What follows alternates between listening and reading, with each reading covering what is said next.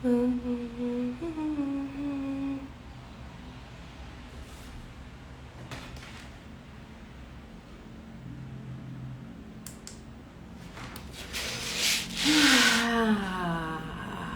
dia, pessoal. Vão chegando. Bom dia, bom dia.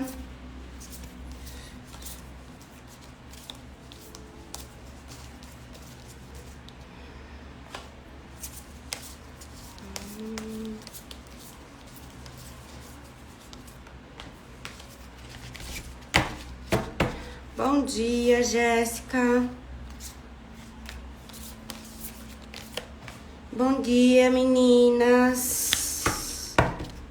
Tô separando aqui umas cartinhas pra mostrar pra vocês, pra gente visualizar o medo pelo viés da luta, da fuga e da paralisação, que a gente já falou em uma outra live. E aí, pra exemplificar, pra ficar mais fácil, vou mostrar pra vocês aqui algumas cartinhas, alguns gatilhos que podem acontecer a partir do medo. Então, vamos lá, tá? Bom dia, vão chegando. E vamos falar sobre o medo hoje. Hoje sem musiquinha, porque minha caixinha de som deu pau aqui antes de iniciarmos. Mas vai dar certo.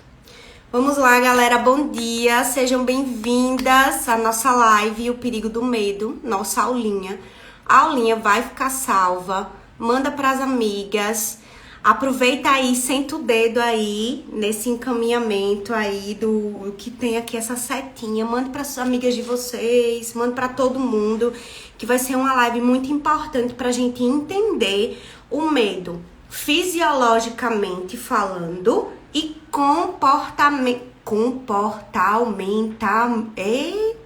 a nível comportamental. Quase que não sai, tá? A gente vai visualizar alguns exemplozinhos de como a gente pode se movimentar diante do medo, ou como a gente já se movimenta diante do medo. E a gente vai entender para que serve o medo, na realidade, né? Porque vocês chegam pra mim e falam assim, Polly, eu queria não sentir medo. Polly, queria não ter essa sensação, né, de medo que me paralisa, ou, enfim, um medo que termina tomando conta e faz com que eu não consiga fazer as atividades que eu me proponho a fazer. Só que o diferencial não está em a gente não sentir mais medo. O diferencial está em aprender a lidar com o medo.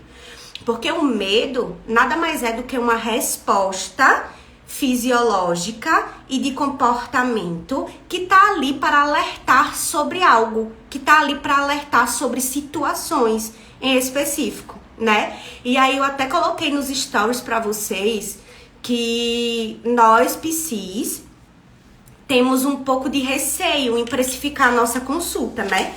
E aí eu sempre faço o aumento da minha consulta anualmente. Só que eu cheguei em um momento que eu visualizei que eu poxa, eu tô estudando pra caramba, tá dando resultado os meus estudos dentro da clínica, vou aumentar o preço da minha consulta. E aí eu aumentei, acho que há 2 semanas atrás, acho que 1 mês atrás, não lembro, mas foi nesse período. E eu fiquei com muito medo de fazer isso. E quando eu fui acessar, né, psicologicamente falando, de onde vinha a origem desse medo, dentro mesmo da faculdade, a gente estuda sobre esses receios em precificar. Antes de iniciar a faculdade de psicologia, a gente já escuta assim, não é uma profissão que dá dinheiro, não é uma profissão que você vai conseguir ganhar bem se você não for para academia, né, continuar dentro da faculdade, ou você for fazer algum outro tipo de trabalho, que é importante também dentro da psicologia, obviamente, mas o que trazem pra gente é que a gente nunca vai ganhar dinheiro se a gente for seguir pela psicologia clínica. Não sei se pra vocês soou dessa forma, mas pra mim soava dessa forma, né? E aí, eu, quando fui precificar agora, aumentar o valor da minha consulta, e eu tenho plena noção que agora o valor da minha consulta não é um valor que não é acessível para todos. Eu tenho a plena noção disso, mas conforme a gente vai estudando e se especializando, a gente precisa precificar de acordo com o que a gente vai fazendo, né? Então, isso me passou a segurança de me manter firme nesse sentido. E com relação ao medo, eu agi mesmo com medo nesse sentido. Então, eu estava com muito medo, eu estava muito apreensiva, ainda estou, mas eu agi ainda diante disso, né? E a nível psicológico, quando eu fui acessar, tinha a ver com essas crenças, né, relacionadas à psicologia. Então, por isso que é tão importante a gente se conhecer e conhecer os nossos gatilhos. Porque todas as vezes que a gente for se movimentar de uma forma que ela tende a ser benéfica pra gente, que a gente não quer se movimentar, que a gente paralisa, a gente precisa compreender o porquê dessa paralisação tá acontecendo. E a gente só tem acesso quando a gente se conhece, quando a gente se trabalha em terapia, pra gente entender essa movimentação, né? Então, pra gente já dar continuidade a isso do medo, dessa aulinha, eu trouxe o conceito de emoções, um conceito muito breve pra gente visualizar, né?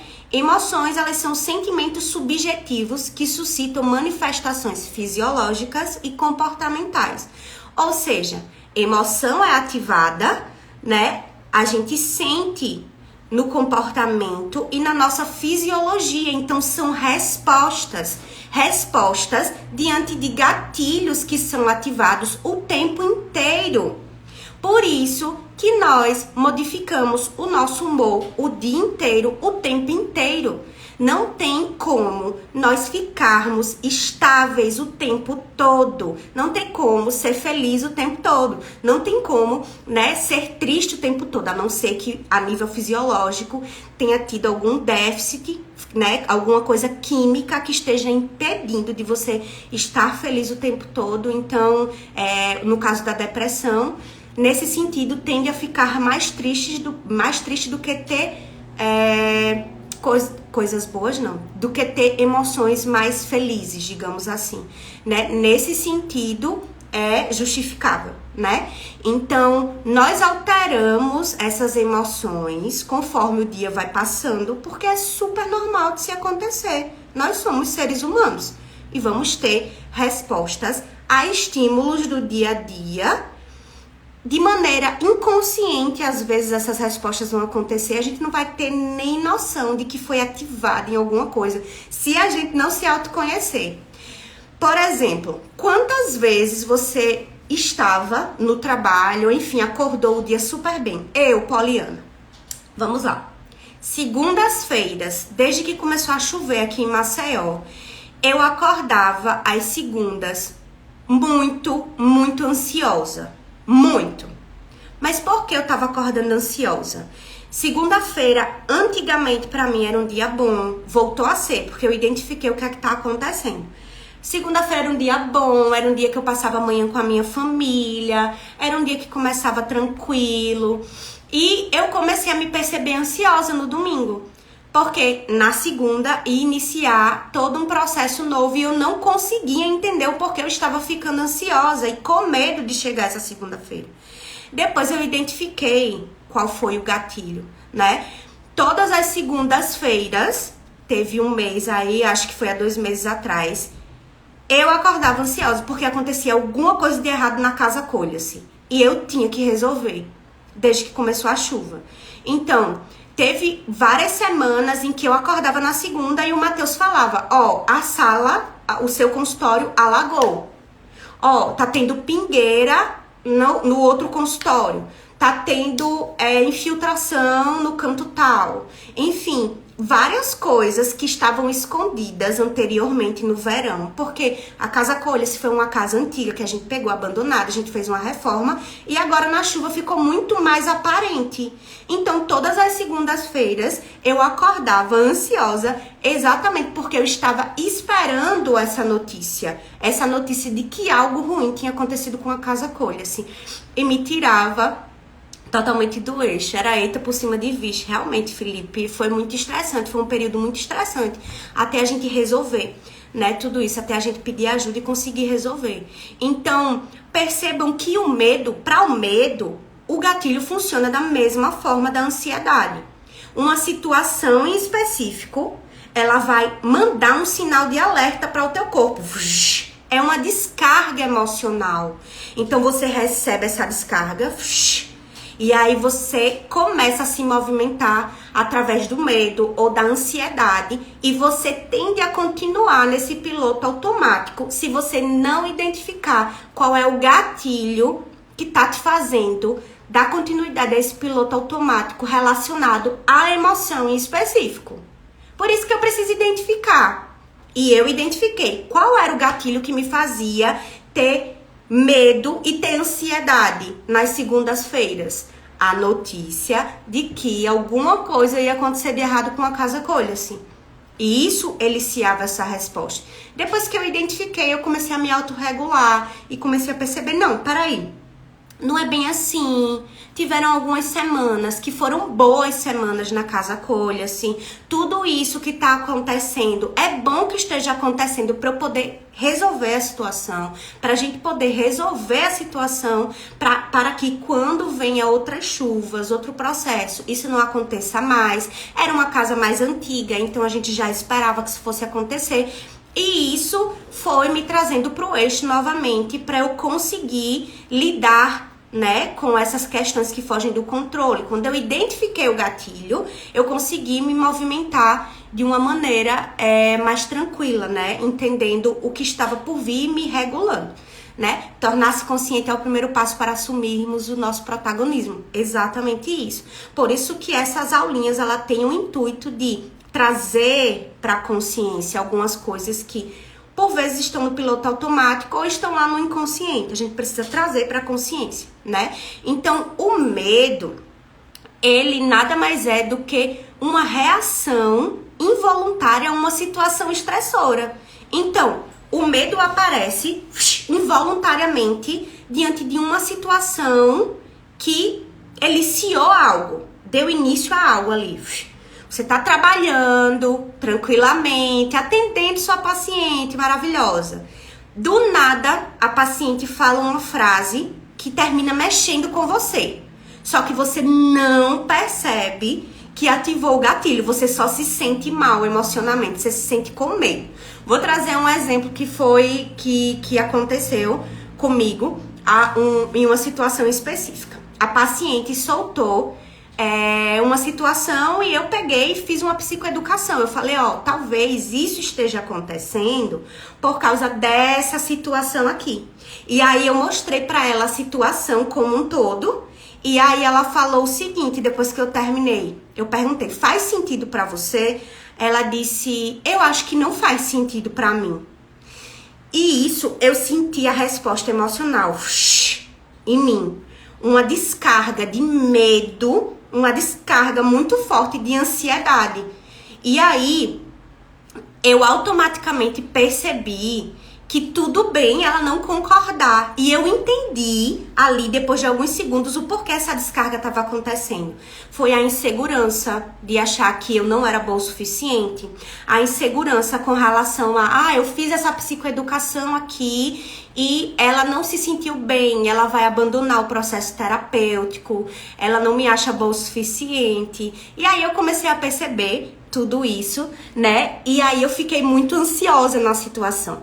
Mas depois eu me autorregulei nesse sentido e continuei a situação da terapia, continuei o processo terapêutico. E inclusive a gente conversou sobre isso, né? Depois, porque a minha abordagem permite que a gente converse sobre essas situações se for benéfico para o paciente, né? Então a gente trouxe para o setting, a gente resolveu ali.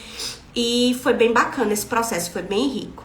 Esse sentimento é muito ruim, a gente tenta se regular de todo jeito, mas é bem desafiador. Exatamente, é muito desafiador, mas é importante a gente continuar seguindo, né?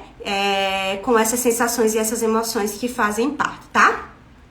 Algumas pessoas são menos reativas ao medo, né? E isso é uma situação que a gente tem que visualizar o porquê dessa não reatividade ao medo.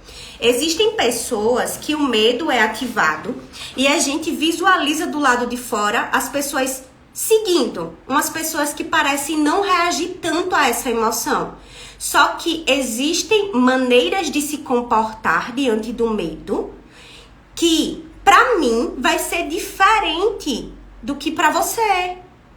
Então, às vezes eu julgo uma pessoa olhando pelo panorama de fora, ela reage de uma forma que ela não sente medo, né? A gente quando olha, visualiza do lado de fora. Mas pode ser que ela esteja com medo, ela esteja ativada no medo, mas que ela já tenha recursos internos para lidar com aquela situação de medo, para dar continuidade às situações, mesmo o medo sendo ativado. Então, todas as vezes que o medo for ativado, se nós tivermos recursos internos para lidar com ele, as coisas vão fluir de uma maneira melhor.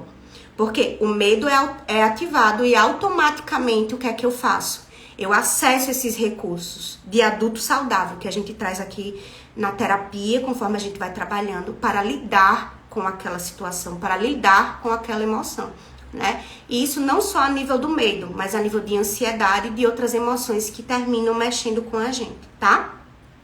Então, o medo, ele tá muito relacionado também à forma que vamos enfrentar as situações, tá? Vamos lá, vamos trazer o exemplo. Na outra aulinha eu trouxe o exemplo de luta, fuga e paralisação.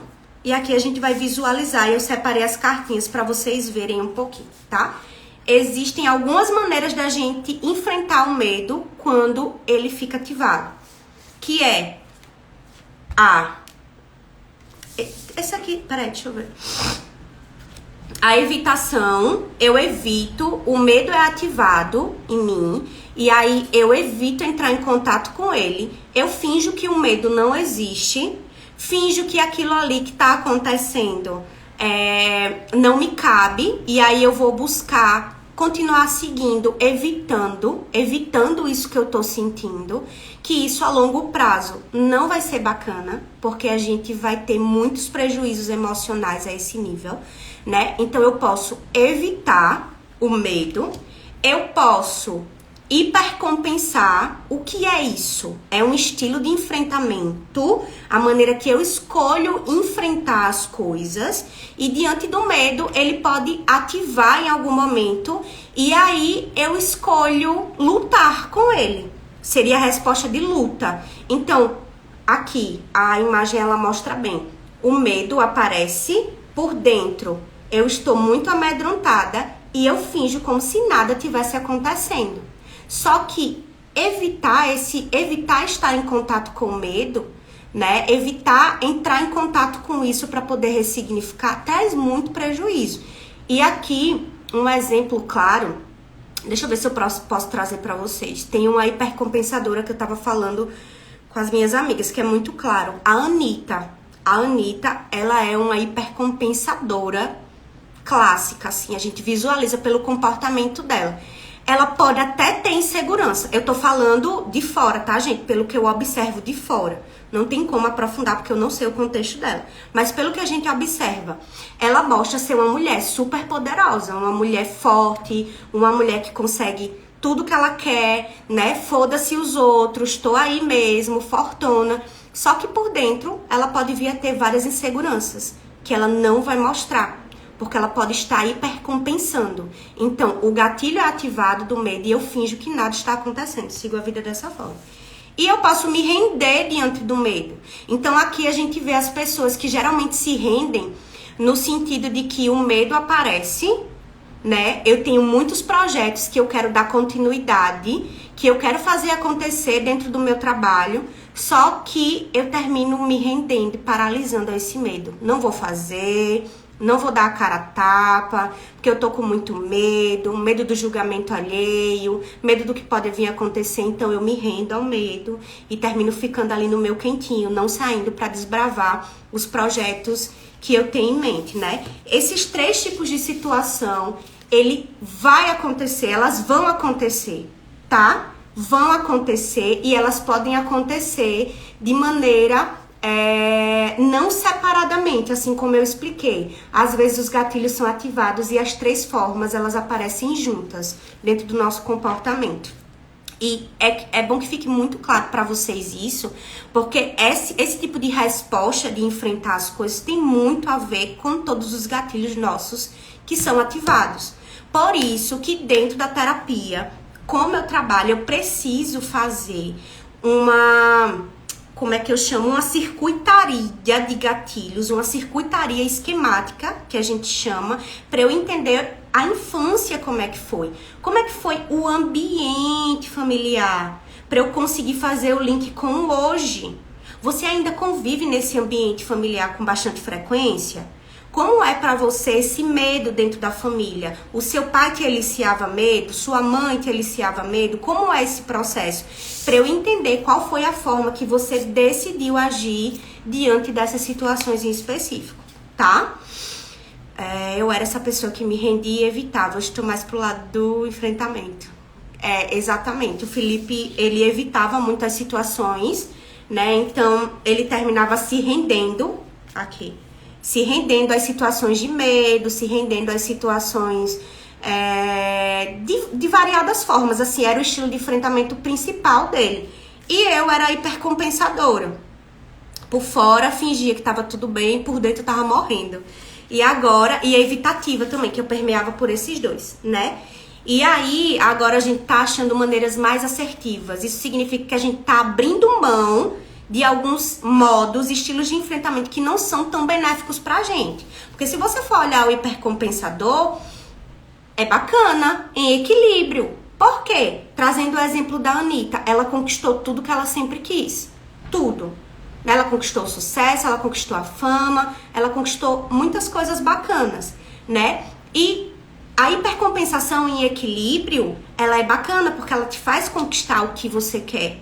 Só que você tem que entender que tem que haver um equilíbrio nesse sentido, sabendo que vai desequilibrar às vezes, obviamente, porque nós somos seres humanos.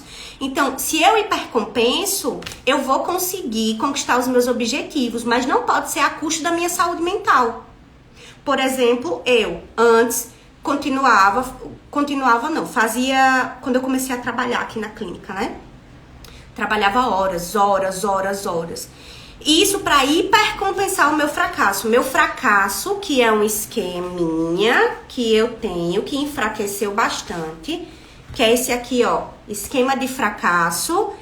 Eu tenho esse esquema, ele tá mais enfraquecido, mas quando eu comecei na clínica, ele ativava. Aí vinham os pensamentos. Vou ler os pensamentos pra vocês, tá? Sou incompetente, as pessoas à minha volta conseguem realizar muito mais coisas do que eu e ter mais sucesso. Sou um fracasso, nunca consigo o mesmo sucesso que meus amigos alcançam profissionalmente. A maioria das pessoas da minha idade são profissionalmente mais bem-sucedidas do que eu. Eu era um fracasso na escola. Enfim, vinha todos esses pensamentos de fracasso. Aí o que é que eu fazia? Hipercompensava. Ó, o fracasso ativado, mas eu fingia que ele não estava ali e continuava seguindo, me matando de estudar, me matando de trabalhar, sem dar vazão para essa emoção aqui de medo, de incapacidade, de ansiedade, sabe? Então, beijo, Jéssica. Até segunda que vem, vai ficar salva a live. Então, quando esse esquema era ativado, eu hipercompensava. Hoje em dia, quando o meu esquema de fracasso é ativado, a minha hipercompensação vem porque é uma resposta emocional que eu aprendi durante toda a minha vida, só que eu tenho a escolha. Eu vou continuar agindo como se nada tivesse acontecido, ou eu posso agir de uma forma mais assertiva e diferente. E aí, o que é que eu faço agora? Eu ativo a minha adulta saudável, que é a que está bem trabalhada em terapia, e trago ela aqui para a consciência e começo a buscar evidências. Tenha calma, o processo é devagar mesmo, você tá indo bem. Pare um pouquinho e respire para depois você dar continuidade ao trabalho. O que foi que te ativou? Qual foi a situação em específico e por que te ativou? E aí, esse fracasso, ele vai ficando em stand-by, vai se tranquilizando e aí eu volto para o meu eixo. Oi, Rick, meu amor, um beijo! Eu volto para o meu eixo e consigo dar continuidade às minhas atividades, né? Então, vejam, esse fracasso vai embora? Não, ele não vai embora, ele faz parte das minhas memórias e dos meus gatilhos de vida. Ele vai permanecer comigo, mas a forma que eu vou agir com ele, que eu vou escolher agir, é que vai fazer total diferença. Polly, como é que eu modifico isso? Essa resposta? Terapia, amor. terapia. Não tem um meme que fala assim, né? Terapia, amor. Terapia, para você compreender quem você é, o que você quer, para onde você vai, quais são os seus gatilhos. Terapia, tá? Fechamos essa primeira parte. Quero trazer para vocês um exemplo que fica muito fácil de identificar como é a ativação do medo e a ativação de algumas outras emoções, tá? É o cérebro na palma da mão. Eu sempre faço isso para as minhas pacientes compreenderem o que é que acontece nesse processo fisiológico de sentir o medo, de sentir a raiva, de sentir as emoções. Ó, vamos imaginar que aqui é um cérebro, tá? É o nosso cérebro. Essa parte aqui é a nossa medula espinhal, tá? Essa parte aqui da medula que conecta com o nosso cérebro. Essa parte aqui de dentro se chama sistema límbico. O sistema límbico, dentro dele, tem uma estruturazinha pequenininha chamada amígdala. É igual a amígdala lá da garganta, só que não é a da garganta. Tem uma dentro do cérebro também.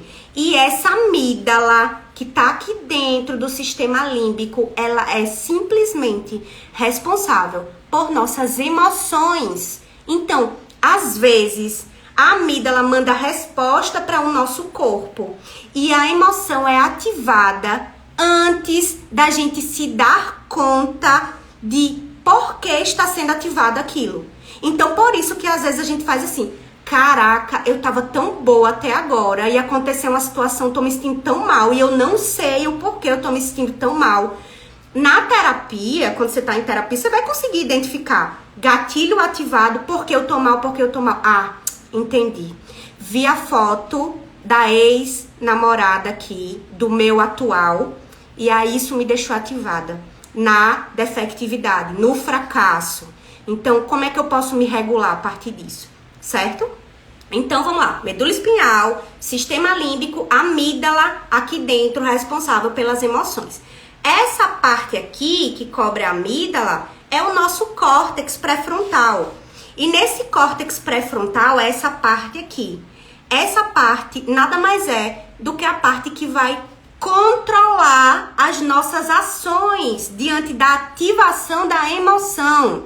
Então, córtex pré-frontal tá ali para fazer esse controle. Então, a amígdala ativa, manda informação de medo pro corpo. Córtex pré-frontal vem e faz. Tá, vamos perceber, né, essa ameaça de medo. É relacionada a alguma situação com o meu pai e com a minha mãe? Não. É relacionada a alguma situação que eu já vivenciei com meu namorado? Não. É relacionada à situação de trabalho? É. Como é que eu posso agir diante disso? E aí esse córtex, ele vai fazer esse trabalho de controle. Por isso que quando a gente bebe, o que é que acontece com o córtex pré-frontal? Isso aqui, ó. Ele não vai dar conta de fazer essa regulação. Por isso que, às vezes, quando a gente bebe, a gente fala coisas inadequadas, a gente se comporta sem pudor, porque o córtex pré-frontal, ele tá ali, livre. Não tô responsável por esse controle, não, minha filha. Você botou uma substância aqui que me deixa totalmente desregulado, não tenho como controlar seu comportamento. Faz aí o que você sempre quis fazer. E aí, por isso que a gente se arrepende depois, né? De fazer as coisas. Então, é importante a gente compreender que, na raiva, meu córtex, ele faz assim. Então, eu preciso respirar, sair do ambiente, achar qualquer estratégia para voltar para o meu eixo e tomar uma decisão sobre o que eu vou fazer. O Rick tá se identificando. Agora você já sabe o que é que acontece, Rick, né? Para eu tomar uma decisão. No medo, funciona da mesma forma.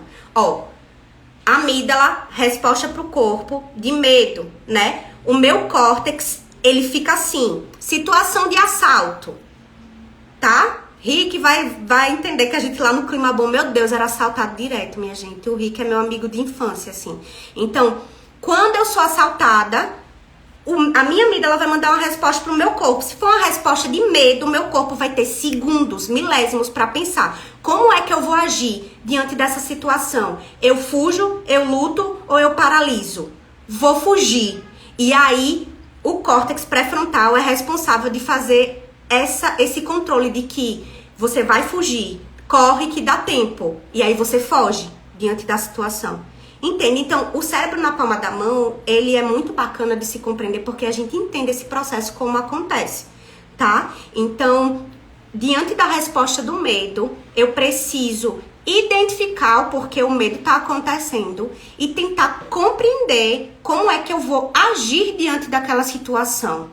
Paralisar pode ser benéfico? Pode.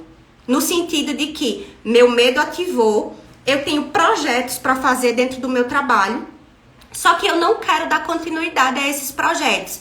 Eu paraliso diante daquilo. Vai ter benefício porque você vai ficar na sua zona de conforto, no seu quentinho, vai ficar tudo bem, tudo tranquilo. Mas a longo prazo, eu vou estar feliz de estar fazendo o que eu estou fazendo e paralisada nessa situação sem colocar os projetos para frente? Provavelmente não, né? Tem a luta no sentido de que o medo é ativado, eu luto para não lidar com ele. Não quero saber se você tá aqui, não quero saber. A longo prazo, isso vai ter prejuízo? Lógico, porque você tá lutando contra algo que é natural, que você precisa parar para sentir. Então, você pode estar bem fisicamente, aparentando estar bem, mas por dentro você se sentir vazio, por não estar dando vazão a esse medo, né? Então, os estilos de enfrentar o medo vão fazer total diferença no seu processo. E você compreender qual é a forma que você se movimenta diante dessas emoções é muito importante para você saber o que você vai escolher fazer a partir dali, certo? Cada situação eu terei uma reação que pode variar dependendo do estímulo.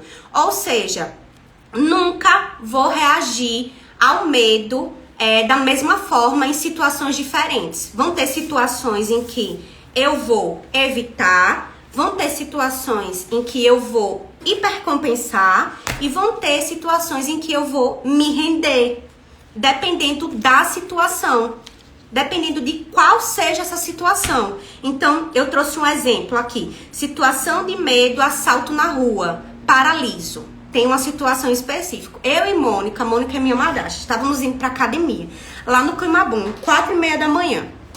E aí a gente entrou nessa vibe, vamos pra academia, não sei o que. Beleza. Eu adoro acordar de madrugada, vocês sabem disso. Aí a gente no caminho, passou 2 caras de moto. Gente, o pavor da gente era passar a cara de moto lá no Climabum, porque a gente já tinha sido assaltada milhares de vezes. Quando o cara passou, que ele foi parando perto da gente, a Mônica paralisou e eu fugi. Ou seja, para ela, a resposta de enfrentamento para aquela situação, ao medo, foi de paralisar. Ela foi vendo o cara parando, ela foi parando também, foi ficando mole.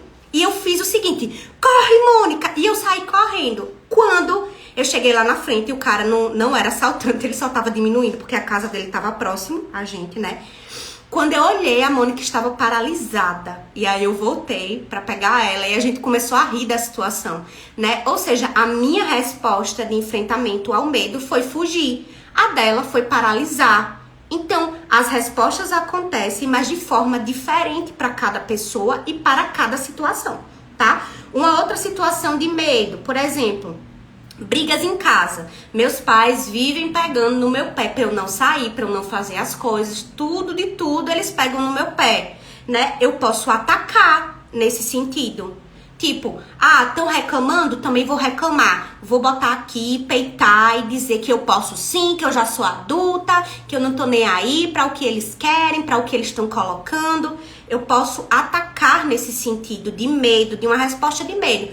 O medo tá acontecendo internamente, mas eu tô fingindo que nada tá acontecendo e eu termino atacando a pessoa, né, para não demonstrar que eu tô sentindo esse medo. Um exemplo muito claro nesse sentido são pessoas narcisistas, né? A gente tem a sensação de que o narcisista, ele não sente nada. Nada, nada, nada. Quando na realidade ele tá sentindo de tudo lá dentro. Só que ele disfarça muito bem. Que ele é autossuficiente, que ele é maravilhoso, incrível, sou melhor do que tudo e todos.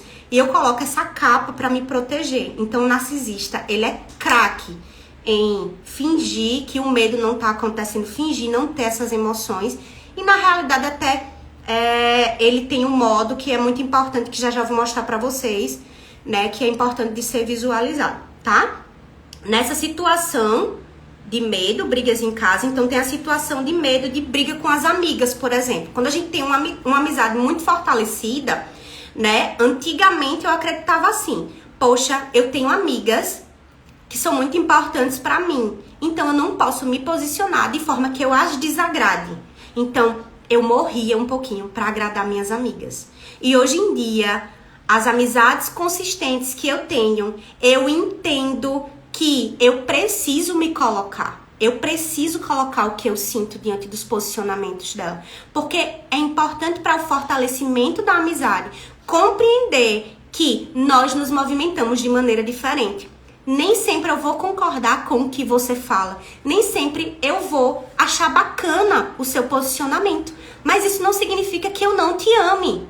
Isso significa que eu te amo tanto e que eu me amo tanto que eu vou colocar o que eu penso diante da situação e que nós vamos seguir mesmo com essas diferenças. Porque o amor está exatamente nesse sentido de você colocar, tem uma relação de troca, né? Eu me coloco, elas se colocam, eu compreendo essa movimentação delas, elas compreendem a minha e a gente segue dessa forma. Mas nessa situação do medo, que eu coloquei brigas com as amigas, eu posso fugir no sentido de que o medo se ativa e eu falo, não posso me colocar com relação às minhas amigas, porque senão eu vou perder a amizade delas. Então tem essas três situações, né? A de paralisação, a de ataque e a de fugir. Que nós, diante do medo, vamos ter essa resposta dependendo do contexto e da situação. Tá? Beleza? E aí, na terapia, a gente vai trabalhando diante disso. Você chega na terapia com ansiedade, com medo. Primeiro da terapia, paciência. Paciência. Se você não tiver paciência, o processo não funciona. Tá? Então, a gente vai trabalhar dentro da terapia com relação a essa ansiedade e o medo. Dessensibilização. O que é dessensibilização, Poliana? Pelo amor de Deus. A gente vai expondo vocês a situações que ocasionam medo aos poucos, de maneira controlada e segura na terapia, para você ir dessensibilizando. Dessensibilizar nada mais é do que eu me exponho a esse medo constantemente, chega uma forma que eu me acostumo, falo, nem faz mais tanto medo. Isso, olha só, tá vendo? Eu me expus tanto a isso que nem faz tanto medo. Por exemplo, eu, Poliana, fazendo aulas para vocês semanalmente, né? Hoje, falando sobre medo, eu estava com medo de trazer essa live. Então, eu vou me expor a isso. Toda semana eu estou me expondo a fazer lives e vai chegar um momento que vai automatizar. O meu cérebro vai entender, isso nem causa mais tanto medo. Vamos dar continuidade, já automatizei aqui o processo. Dentro da terapia a gente faz isso, né, com relação ao medo. Exposição, que é se expondo aos poucos, né, essa dessensibilização faz parte desse processo também. Exercícios relacionados ao medo. Então, dentro da terapia e fora, passamos exercícios relacionados ao medo, para você aos poucos ir desmistificando. Aos poucos você vai conhecendo sobre o medo. Aos poucos a gente vai identificando gatilhos que eliciam o medo para você. E tudo isso vai sendo trabalhado para você ter recursos para que um dia você não dependa da Poli para fazer esse trabalho de montar esse quebra-cabeça com você. Vai chegar um momento que você vai dizer, e eu vou perceber que você consegue montar o seu quebra-cabeça sozinha. Você consegue lidar com as suas situações sozinhas. Adulto saudável, fortalecido dentro de mim. Consigo caminhar sozinha, Poli. Não preciso de você mais agora, porque eu tenho recursos para lidar com isso. Ótimo, segue a vida, vai dar certo, tá? Nesse sentido. E eu preciso entender a sua infância, né? Para entender os gatilhos que são ativados. Então, porque tem gatilhos que às vezes são ativados que não dizem respeito à fase adulta. Por exemplo, eu estava conversando com a Iane esse final de semana e estávamos falando de academia. E aí eu falei pra ela, quando eu vou pra academia, eu não gosto mais, é um ambiente que eu não gosto, porque eu fui muito assediada. Quando eu chego na academia, eu começo a ficar ansiosa, a ficar com medo, né? O caminho de ir pra academia me ativa. E ela falou uma situação parecida. Só que ela, de tanto se expor aí, chegou um momento que ela disse, não, tá tudo bem, tô gostando de vir, tô ressignificando esse processo. E é isso que a gente faz dentro da terapia de maneira controlada. E por que eu entendo que o ambiente da academia hoje é prejudicial para mim? Eu entendo esses gatilhos que são ativados.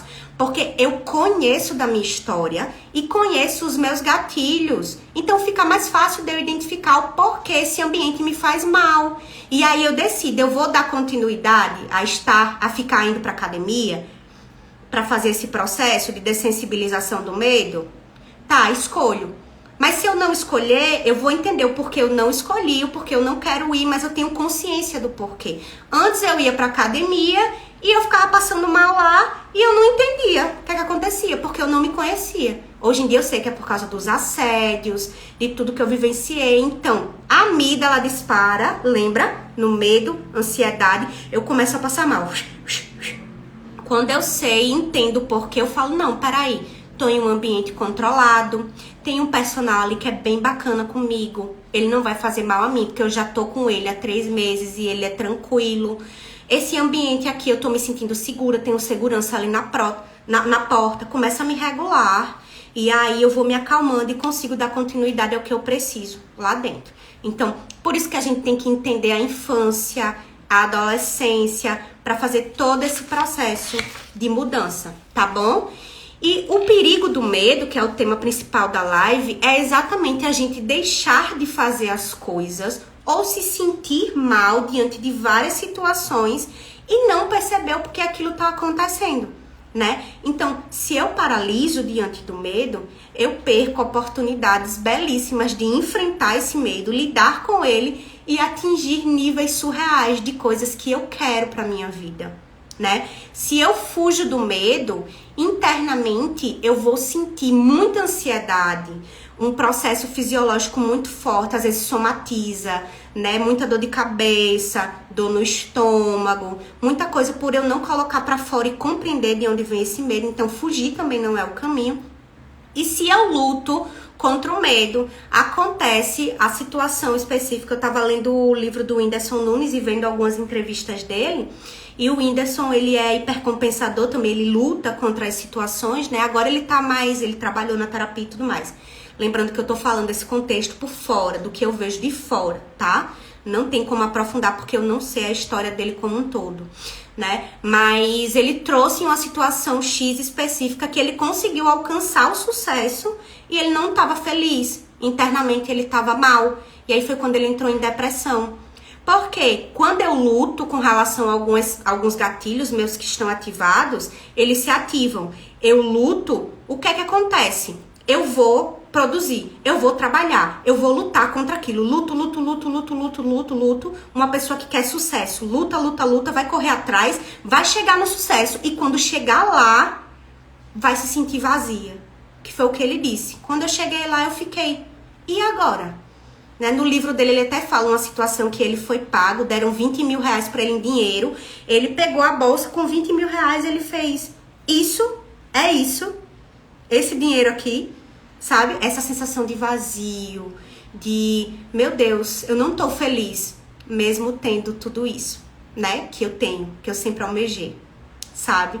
Então, escolher como agir diante do medo e perceber como você já age agora, para você modificar esse padrão, caso esse medo ele esteja te paralisando, ou esteja fazendo você fugir, ou esteja fazendo você lutar, tá? Polly, existe alguma forma de eu me desligar do medo? Existe. Ela é benéfica? Não.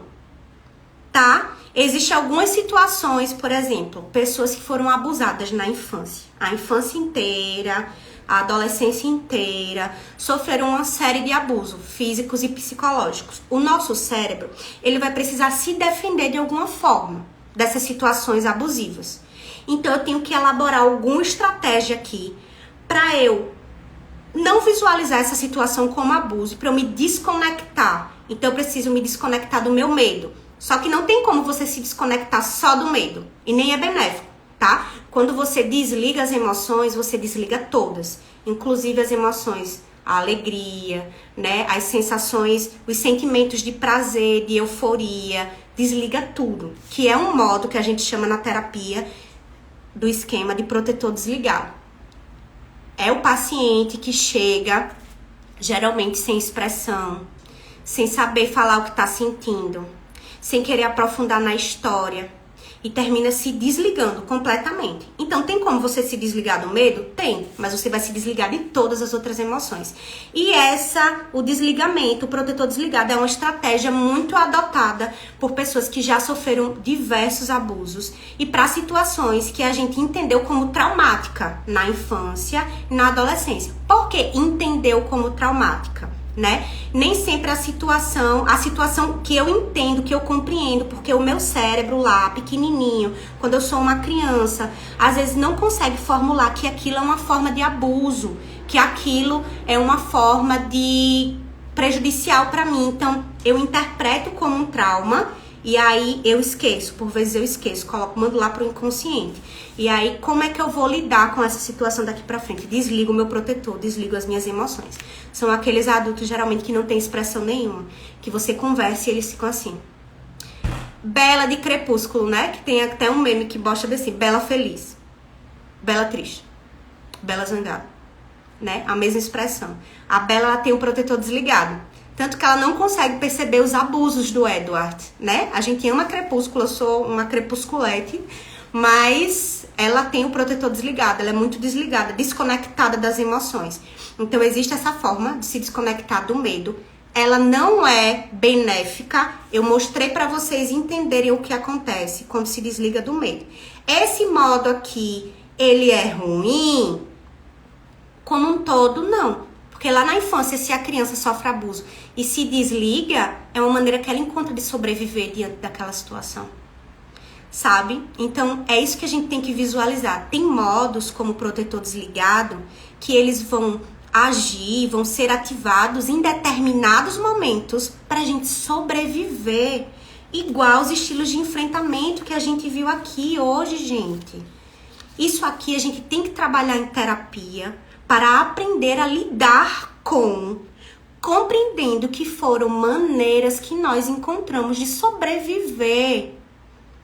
Porque os nossos pais, lá na infância e na adolescência, nem sempre vão suprir o que a gente precisa o tempo inteiro, porque eles são seres humanos que têm suas faltas também, né? Então, dentro desse processo de viver, a gente vai encontrando estratégias de lidar com as situações.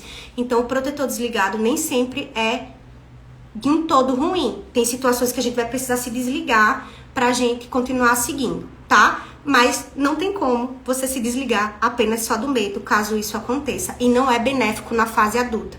A gente precisa se conectar com as emoções pra gente elaborar, ressignificar, entendendo que em alguns momentos a gente vai se desligar pra gente não traumatizar, pra gente continuar seguindo a vida e que tá tudo bem e que tá tudo certo, tá bom?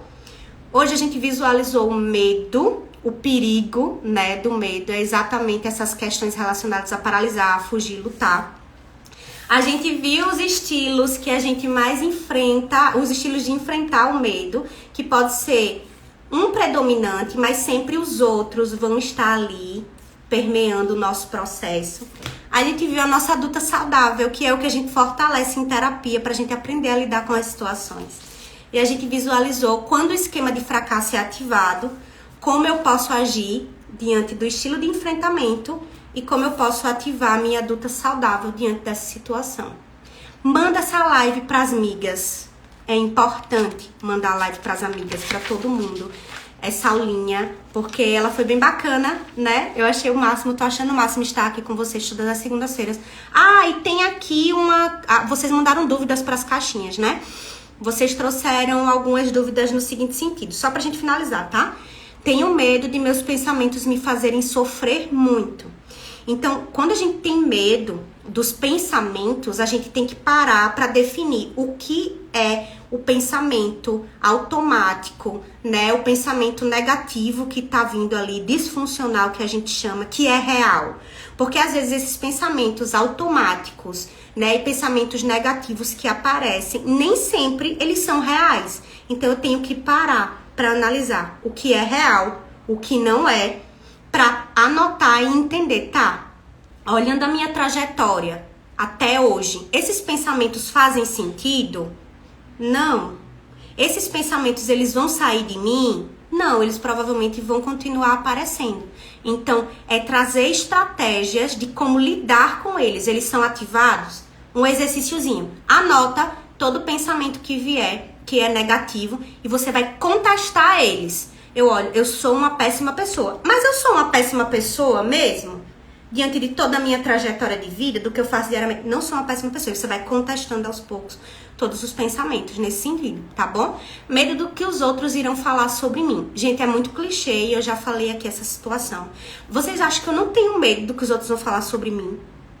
Eu morro de medo. Mas se eu for paralisar diante disso, eu não apareço aqui na live, eu não faço post, eu não faço reels engraçadinho. Eu não tinha aberto a Casa Colhe-se, não tinha aberto o meu consultório, não tinha precificado a minha consulta e aumentado a minha consulta, não tinha feito nada.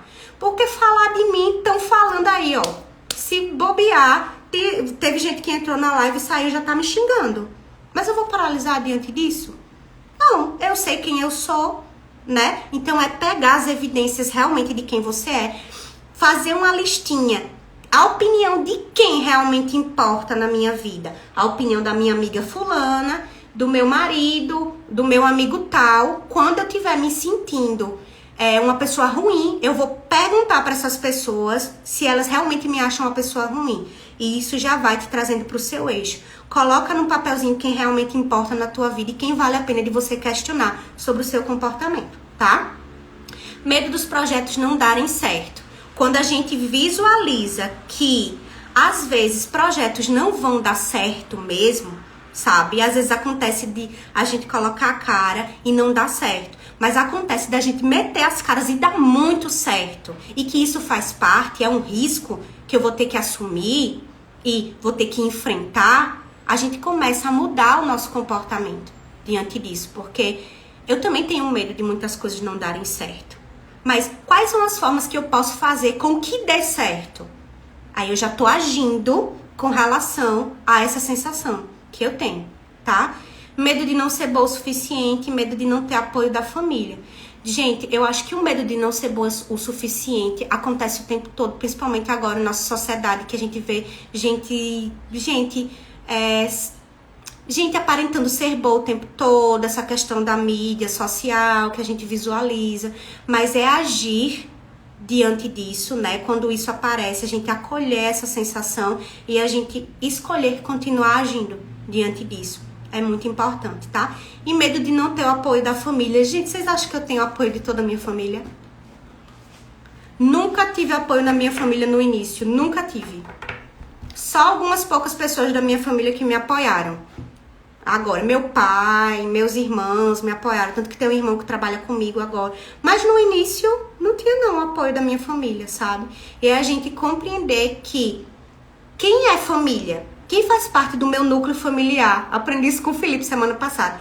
Tem gente que é família e tem gente que é parente. Então, para os parentes, eu não preciso olhar para isso, sabe? São parentes.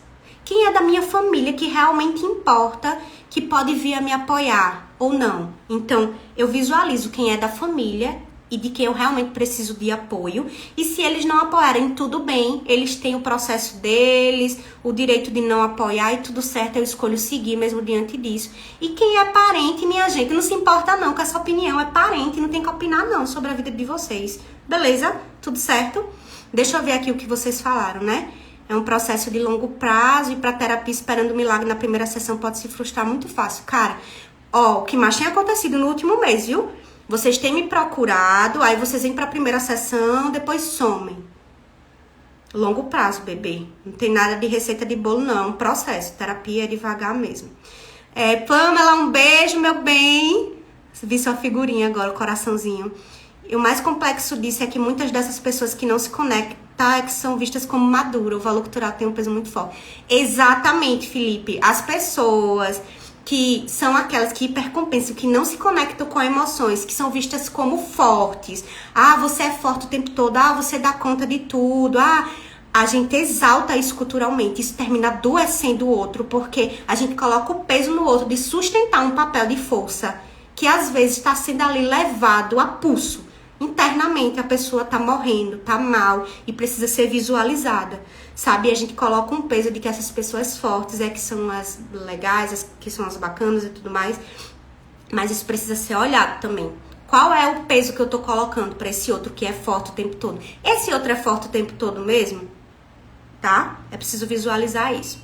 Passei anos usando o ansiolítico para controlar minhas emoções. Eu não permitia deixar sentir as emoções, porque para mim era sinônimo de fraqueza. Com medo de perder o controle. Exato, Pamela. E os medicamentos, eles são muito importantes, integrados, né? O processo de uso medicamentoso, mas o processo de terapia é alinhado para chegar um tempo que se você não precisa usar o medicamento, você vai fazendo esse desmame, né? Para que você consiga lidar com algumas situações da vida. Às vezes o medicamento entra para fazer essa resposta química que tá falha, né, aqui dentro do nosso cérebro. Então a gente precisa entrar com o medicamento. Mas ele não pode ser uma muleta no sentido de que vou utilizar o medicamento para lidar com as minhas emoções e vai dar tudo certo. E aí o que é que acontece? Acontece uma dependência química, a pessoa termina não elaborando o que está sentindo, não se conecta com as emoções, termina vivendo no piloto automático, e isso traz mais prejuízo a longo prazo. Por isso que o uso medicamentoso é importante ser aliado com terapia. Medicamento vai tratar a parte química que está em falta no seu cérebro.